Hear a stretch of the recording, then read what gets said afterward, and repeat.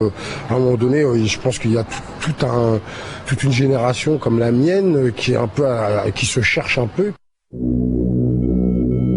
La question noire en France et son histoire traumatique est relancée par les propos de l'humoriste Dieudonné. Lors d'une conférence de presse en Algérie, il compare la Shoah à une pornographie mémorielle. Je crois que ce qui est grave, c'est cette concurrence des mémoires. Or aujourd'hui, il y a un combat légitime, effectivement, que les mémoires de l'ensemble des populations qui vivent en France soient aujourd'hui reconnues. Mais ce combat, aussi légitime soit-il, ne peut pas se faire au détriment de l'exclusion d'une atrocité telle qu'a été la Shoah. Je n'ai jamais associé le drame de la Shoah à une pornographie mémorielle. Je n'ai jamais dit ça. Le dérapage de l'humoriste, considéré par certains comme antisémite, anéantit en une phrase le combat qu'il mène depuis des années.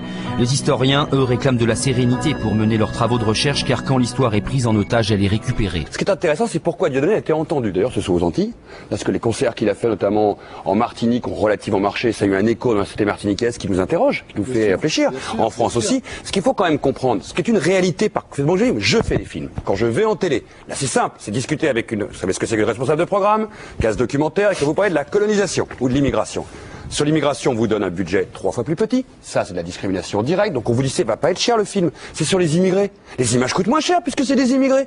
Ça, vous avez déjà vu une image Chalina qui coûte moins cher parce que c'est des immigrés? Mais on n'a pas besoin de peindre. Ça fait voilà, facture en moins. on m'a demandé. Je peux les raconter. On m'a demandé de coloriser des images dans un film parce que ça faisait un peu triste l'histoire de l'immigration. De les coloriser, ça donnerait un peu de couleur. Et quand vous travaillez sur la colonisation, on vous dit, oh là là, il faudra la cure de directeur de chaîne, ça va être problématique, on va montrer des crimes super complexes. Non, conclusion, ça fait 30 ans que nos citoyens, nos concitoyens, les téléspectateurs n'ont pas vu à 20h45 ou à 20h50 un grand documentaire dans ce pays, à part sur la guerre d'Algérie, mais c'est une guerre, c'est pas un processus colonial. C'est-à-dire s'il n'y a pas un Nuremberg à Nuremberg, il n'y a pas la possibilité pour un enseignant d'enregistrer une cassette et de la montrer à ses élèves. Il n'y a pas de moyens de production audiovisuelle dans ce pays pour une autocensure des médias.